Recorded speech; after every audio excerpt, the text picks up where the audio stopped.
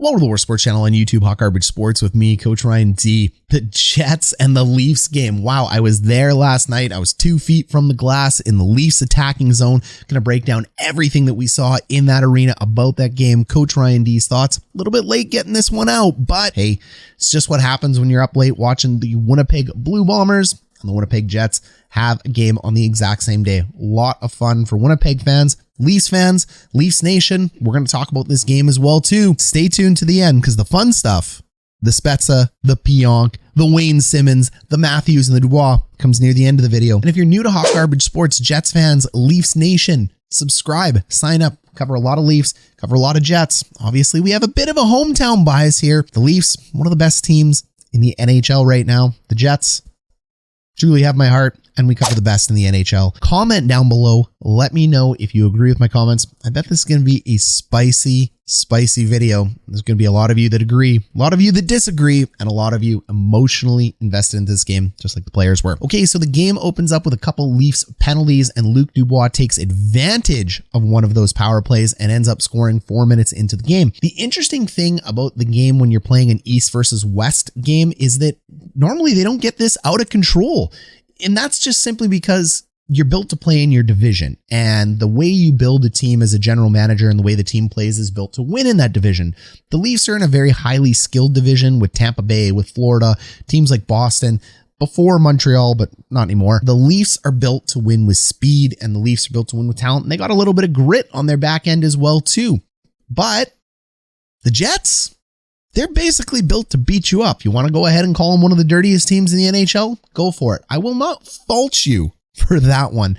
The Jets at times can be really chippy, really chirpy, but the Central Division will always leave you bruised and battered. It's why a lot of Stanley Cups come out of the Central Division. It's why it's always a logjam. Every team in the Central, not just the Jets, is built to play very tough, physical, violent hockey.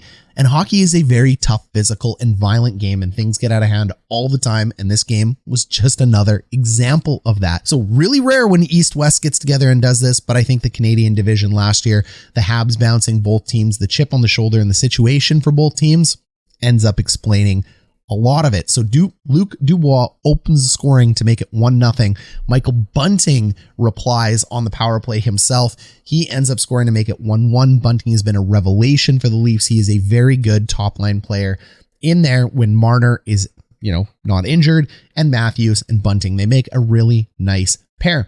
Now let's talk about Mitch Marner. Would this game have been different with Mitch Marner in it? Maybe. Absolutely maybe. But at the end of the day, 6 goals went in. There's nothing you can say about that. You can talk about the refs. You can talk about whatever you want. 6 goals went in. That's a problem. That's simple. But Jack Campbell wasn't playing either. Would this game have been different with Marner and Campbell? Maybe. Absolutely maybe. But it's a regular season game between an East-West team. That's why a backup goalie ends up playing. The only reason Connor Hellebuyck, in my mind, ends up playing this game and not Eric Comrie is because the Jets have been on a slide. If the Jets didn't desperately need the 2 points from Jersey and the 2 points from the Leafs that they got both of them for, thank goodness, Hellebuyck would have been rested in one of those games. When you're playing the East, those are games where it's not so bad. When you're playing in your division, it's a 4-point swing because you're getting 2 points and you're holding a team from getting 2 points. So you end up getting a 4-point separation. And when you're in your conference, same thing, because you got to play 3 games against those teams in your conference, not just 6 against your division. So this East-West thing, these are like bonus points for teams when they end up playing each other. So they play each other twice this year. This is the one hometown game in the Jets. They'll end up going back to the Leafs, to which I suspect Jack Campbell will be starting in that game. Was it an equal fight? Not necessarily. Like, let's be honest, Jets fans, that's not the best Leafs team that you're ever going to get because, yeah, you are missing Marner and Campbell didn't play. But also, Leafs fans, that's hockey, baby. That's the way it goes. In the second period, Andrew Kopp, Svechnikov, Connor, and Ehlers end up scoring 4 unanswered to make this game 5-1 and put it out of reach. Auston Matthews ends up scoring to make it 5-2 on the power play. He put it in a spot that was this big. I don't care if it's a 5-on-3. Auston Matthews is one of the best shooters in the NHL, and being 2 feet away from that goal, seeing him pick that corner, oh, that guy is damn good at shooting. One of the best I've ever seen in my life. He's one of the best skaters I've ever seen in my life. He is bigger and tougher and more defensively sound than people give him credit for. I give him a lot of credit for this all the time. Auston Matthews is a divisive player outside of Leafs Nation, but for me, he is one of the best 5 players in the NHL, period. Hard stop, and he is the second best goal scorer in the NHL behind Alexander Ovechkin until Ovechkin decides to pass that torch to him. Ondrej Kase ends up scoring. It's just a behind the goal, fluky goal. This happens to Hellebuyck all the time. Like, Hellebuyck, you got to find a way to stop these. Like, stop it. Stop these off the stanchions. It's bad luck. Whatever black cloud, Wiccan, witch, or somebody that you have to go talk to, the hockey gods, you got to fix this, because poor Connor Hellebuyck gets some of the worst goals scored on him. Just bad luck breaks. I don't know. Karma or something. Either way, Hellebuyck had a heck of a game. Hell of a game, if you'd say so. And he ends up taking this one for the Jets. Schiefele ends up on the power play to make it 6-3. That's all she wrote. Jets get 41 shots. Leafs end up with 35 and then 72 penalty minutes. This is why everybody's here. They want to talk about the penalty minutes. Both fan bases. Very simple. I want to have a real talk with you both, because you're both saying the same thing on the opposite sides of the fence on all the social medias, the Twitter machines, everything like that. Every fan base is a victim. Every fan base, Gary Bettman is after you. Every fan base, NHL player safety is after you. Nobody likes us. Blah, blah, blah. Hockey is a violent game. Hockey does not have consistently enforced rules. Hockey referees have never been good because, well, the league doesn't give them the ability to be good. Player safety spins a roulette wheel of suspensions. No continuity is offered. It is just game by game, shift by shift, and it's what drives fans nuts, but it's why we're here. It's part of the game. It'll never go away, and we're always on the soapbox. Okay, so there you go. That's the disclaimer before we talk about all this. Both teams are equally culpable in this. And you know why? It's because there really isn't many players in the NHL outside of a couple Lady Byng nominees that don't make dirty plays and take liberties with other players, including their career, from time to time. McDavid has done it. Crosby has done it. Matthews has done it. Dubois has done it. Tons of Jets have done it. And now Spezza and Pionk have done it. And they've done it multiple times before, and they'll do it multiple times again. We just forget about it because they're skilled guys that we don't normally think of in that way. But Neal Pionk, oh my goodness, this is one of the toughest guys in the league. Leafs Nation, you may not want to hear that. Jets fans, you're going to fully agree.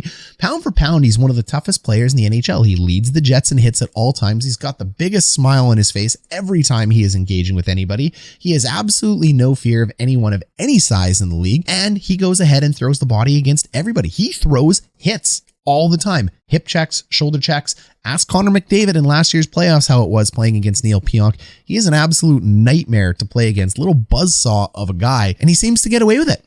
And he gets away with it.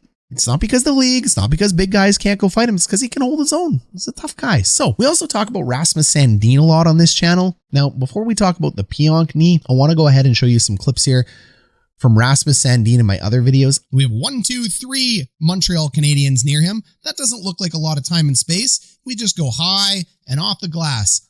Easy play in the NHL. Simple play. But nope. Let's hold on to the puck, shall we? Wonder what happened there. Oh yeah, he gets ruined. I've talked about this before with Sandin. He's got to protect himself. Players have to protect themselves. Playing in the NHL is a lot like riding a motorcycle on the road. It doesn't matter if you're in the right or the wrong when you're riding a motorcycle. If you're in a car accident, you're likely going to be the one who is the most injured. It's that simple. At hockey, it doesn't matter if you're in the right or the wrong. When things go bad, you've got to take your own career and your own health into your hands. And Sandin just holds the puck way too often. He gets himself yard sailed and blown up because he hasn't transitioned fully yet from the big ice that he's played from his whole life into the North American game yet. He's a highly skilled player that holds the puck for way too long and makes cuts to the middle of the ice that he never should be making, and it puts him in compromising positions all the time. Now, let's talk about the Pionk on Rasmus knee. Is this a penalty? All day, every day. Did it not get called a penalty? Nope. Do refs suck? Yep, we talked about it before. That's the end of that. Pionk is having an in-person hearing with player safety, which means he's likely getting suspended for this. Now, if we go ahead and take a look at the hit slow, it looks like he's lining up to hit a nice clean body check. Sandin goes left, Pionk goes right, and now we see a clear knee on knee. Is this dirty? Sure. Is it intentional? Probably not, to be honest, but it ends up firing up the Leafs bench. And should they be fired up? For sure. They just saw their buddy get hurt. That would be ridiculous not to be fired up and go after the Jets after it. That's exactly what you do in hockey. And it would be ridiculous if the Jets didn't respond. That's the game we play. So what ends up happening a little while later?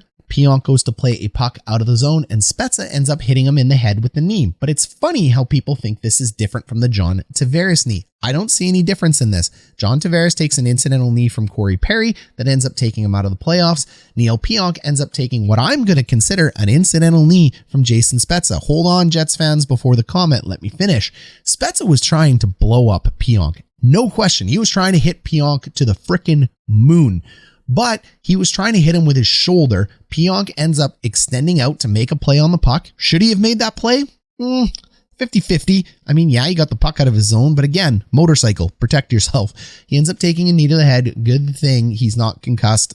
Spotters didn't take him out of the game, which was really weird to me, but hey, Spezza is going to go in front of the league's disciplinary committee, and I suspect both will get suspended. Now let's talk about the Dubois Matthews wrestling match. I was 2 feet away from this. You could see it coming. There's a reason the refs took them both. You knew they were going to take them both if you were live in that arena, because Matthews and Dubois were doing this to each other. Chirp, chirp, chirp, chirp. This is what happens when you're up by so many goals. Players have pride. They're not just going to sit there and eat. Okay, they're just not. So Matthews, Dubois, they're at each other. They both got a lot of pride. They end up in a wrestling match. It just turned out that Dubois had the leverage in this one. Jets fans, Dubois is big. He is super tough and he's a very good power forward. But Auston Matthews is also a massive human being and very strong in his own right. Throws a lot of hits himself. He gets very physical himself. This isn't a little guy that needs protecting. These were 2 big bulls locking horns. It just happened to be that Dubois got the advantage on this one. And yes, this is for sure a coincidental penalty. This was not a mugging. This was Dubois getting the leverage in this wrestling match and winning. Round 1 goes to Dubois. They will do this again in their next game. I really would love to see a Leafs Jets Stanley Cup final. Oh, please, Lord, let me get that. Anyways, Matthews, if he ended up on top, Jets fans would be saying the same thing. It goes both ways. These are both over 6'2", over 210-pound men. They're very strong. They battled. It's not a big deal. It really isn't. It's just not a big deal. Throw them both in the box, cool down for 2 minutes, come out. It's exactly what happened. Good call on the refs on that, in my opinion. You let me know what you think of it down below. But TV, I don't know if they caught it live. Yeah, they're both equally at fault. And then at the end of the game, the big fight that we ended up seeing in Logan Stanley's arms up. Well, Wayne Simmons is defending his teammate, and Wayne Simmons was, holy cow, was he fired up. I've watched his entire career. I've never seen him this mad before. When he took his 10-minute suspension, it took 2 referees to put him in the penalty box while he was trying to drag Stanley into the box with him. For a minute there, I actually thought Stanley had maybe said something nasty to him at that point, because like he was seeing red. Simmons was pissed. I haven't seen that Simmons that pissed in a very long time, and he's a big, tough man. But so far, I didn't read anything about it. He was just backing up his buddy from getting injured. So yeah, you know, your friend gets hurt, you get in there. Now, Logan Stanley is doing exactly what Logan Stanley needs to do. Same with Zdeno Chara, same with Dustin Byfuglien when he was on the Jets. These are the biggest 3 men that I've ever seen in hockey, and it doesn't matter how tough a guy is. You're not going to win a fight against a guy like this because he's just too big, too strong, boxes you out. I take Stanley 10 out of 10 against anyone else in the league every single time because Stanley's just that big and keep him to the outside. So when Simmons ends up getting in there, or Clifford or anybody else, Stanley's doing his job by getting in there as well, and he's a young guy, so he throws up his hands. Big deal. Jets fans are going to love it. Leafs fans are going to hate it. You reverse the situation, they would both love it. They would both hate it. It's the entertainment value. It's the gladiators. We're all here for that anyway. And then you go see Schiefele here in the dressing room. There you go. Hands up. Player of the game goes over to Logan Stanley. It is what it is. Remember, last year, Jumbo Joe took liberties with Nick Ehlers. Nick Ehlers ended up injured for 2 weeks after playing the Leafs. Wayne Simmons beat us up. The Jets, Rasmus Sandin basically knocked out Blake Wheeler with a reverse hit. This happens. So last year, the Leafs ended up winning the battle. This year, the Jets ended up winning the battle. And there'll be another battle tomorrow. That's my breakdown of the game. Leafs Nation, Jets Nation. Thanks for being here, guys. Smash subscribe, smash like. Go Jets, go. But I love the Leafs, and I love Leafs Nation as well, too. Thanks, guys.